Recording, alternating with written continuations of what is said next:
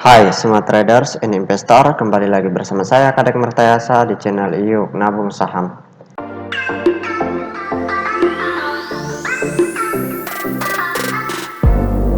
Nah, di episode kali ini kita akan membahas salah satu perusahaan yang direquest oleh Raffi Syah.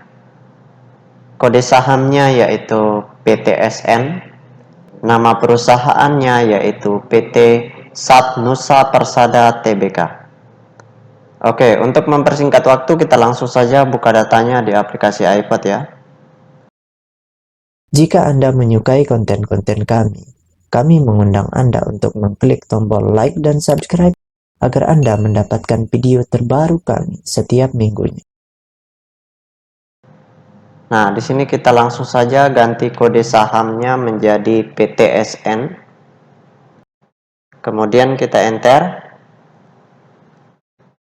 Nah, berdasarkan grafik dari perusahaan PT Sat Nusa Persada Tbk ini, kalau kita lihat dari bulan Januari 2021 itu harga sahamnya turun, setelah itu mencapai level terendah di harga 181, kemudian pelan-pelan naik, kemudian setelah itu sideways, kemudian tepatnya nanti tanggal 25 Mei 2021 itu harga sahamnya naik tinggi mencapai puncak tertinggi di harga 350, tepatnya pada tanggal 25 Juni 2021.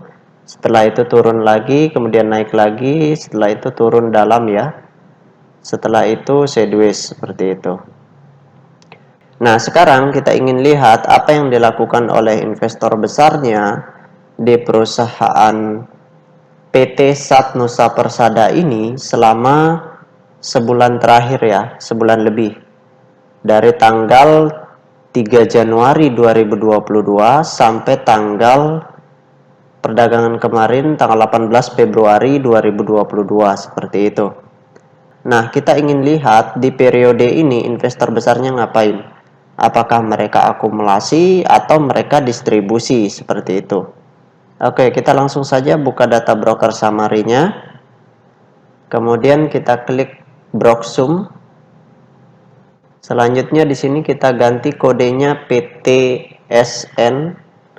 Kemudian tanggalnya kita ganti tanggal 3 Januari berarti 01 2022 sampai tanggal 18 Februari 2022. Oke, kita show.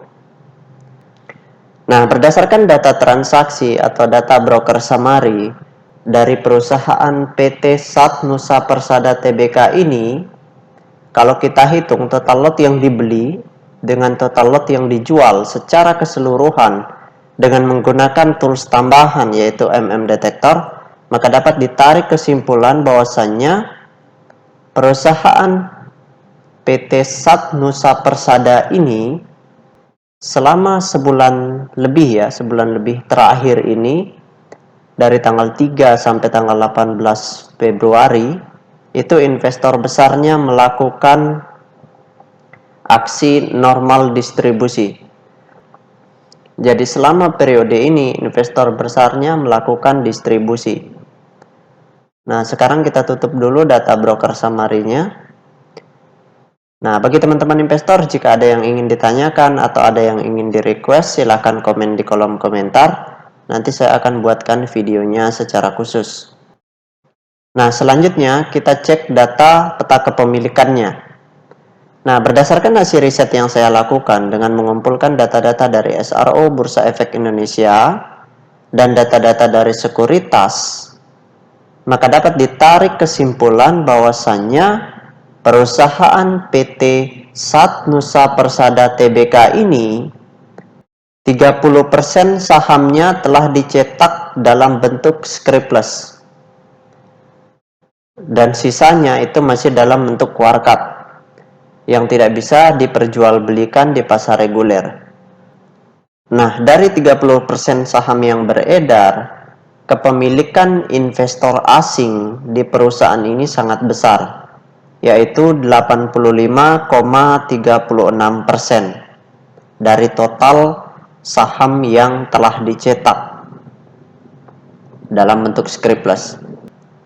Sedangkan kepemilikan investor lokal di perusahaan ini, baik institusi maupun individual, itu sebesar 14,63%. Nah, dari data ini kita bisa ambil acuan bahwa kita harus memperhatikan investor asingnya. Bisa saja kita memperhatikan investor lokalnya, tetapi di sini kebalikannya. Ketika investor lokalnya jualan, maka kita harus beli. Karena investor asingnya beli. Seperti itu.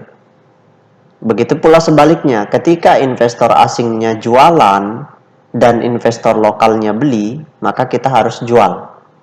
Seperti itu. Jadi kita berpatokan kepada investor asing. Ketika asing beli, kita beli. Ketika asing jual, kita jual. Seperti itu. Atau kita bisa berpatokan ke investor lokalnya. Ketika lokal beli, kita jual. Ketika lokal jual, kita beli. Seperti itu. Nah, karena investor asing selama sebulan terakhir ini melakukan distribusi, maka sebaiknya kita tunggu dulu aksi mereka menjadi akumulasi. Barulah kemudian kita masuk lagi ke perusahaan ini. Nah, kalau misalkan Anda sudah punya barangnya, baru beli ya, misalkan di harga Rp219 per lembarnya, maka sebaiknya karena ini investor asingnya distribusi, sebaiknya Anda keluar dulu atau Anda siapkan dana untuk lakukan average kembali di harga bawah, seperti itu. Nah, itu saja yang dapat saya sharingkan untuk Rafif Syah. Bagi teman-teman investor, jika ada yang ingin ditanyakan atau ada yang ingin di-request, silahkan komen di kolom komentar. Nanti saya akan buatkan videonya secara khusus. Baik teman-teman investor, see you next time, salam cuan selalu.